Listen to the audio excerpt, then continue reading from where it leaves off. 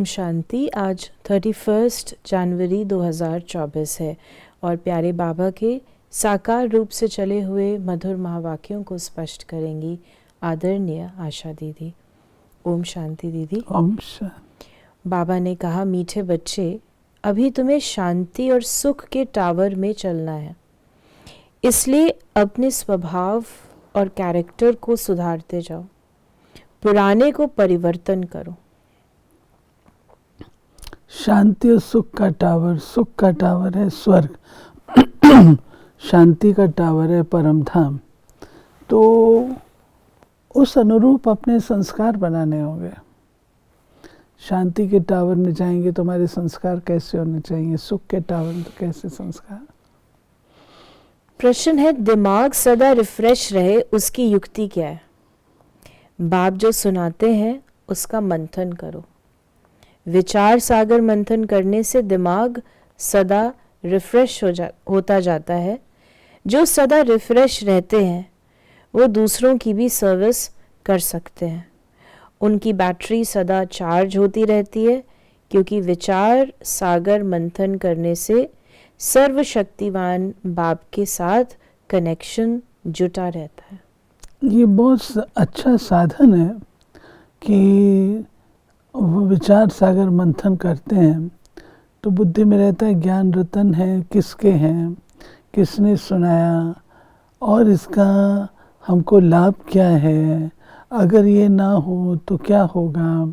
तो बुद्धि जो है वो सर्वशक्तिमान बाबा के साथ नेचुरली जुड़ी रहती है, ज्ञान सागर के साथ। गीत है, नयनहीन को राह दिखाओ। ये गीत भी मनुष्यों का गाया हुआ है, परंतु अर्थ कुछ भी नहीं जानते। जैसे और प्रार्थना करते हैं, ये भी जैसे एक प्रार्थना है। परमात्मा को जानते नहीं। अगर परमात्मा को जाने तो सब कुछ जान जाए। सिर्फ परमात्मा कह देते हैं, परंतु उनके जीवन का कुछ भी पता नहीं है। तो नयनहीन हुए ना। तुमको अब ज्ञान का तीसरा नेत्र मिला है, इसलिए तुमको त्रिनेत्री कहा जाता है।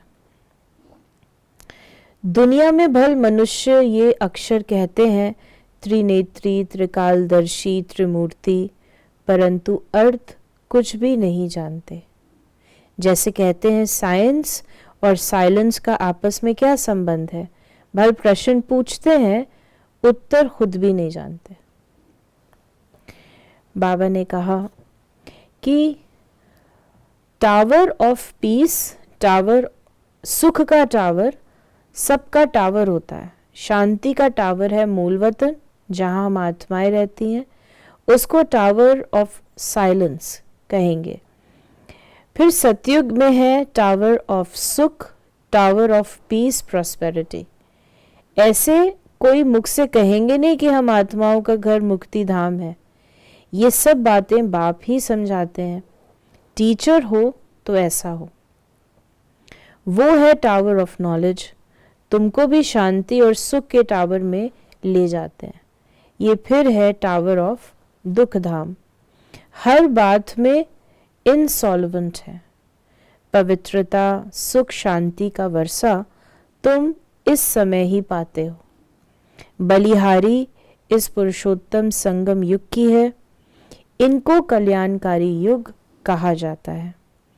कलयुग के बाद फिर होता है सतयुग। वो सुख का टावर है, वो शांति का टावर है, ये दुख का टावर है। फिर बाबा ने कहा, पूरा चक्र समझा दिया बाबा। बाप ने समझाया है, बाकी टाइम थोड़ा है। बच्चों को याद की यात्रा में टाइम लगता है। बहुत हैं जो पूरा समझते ही नहीं है।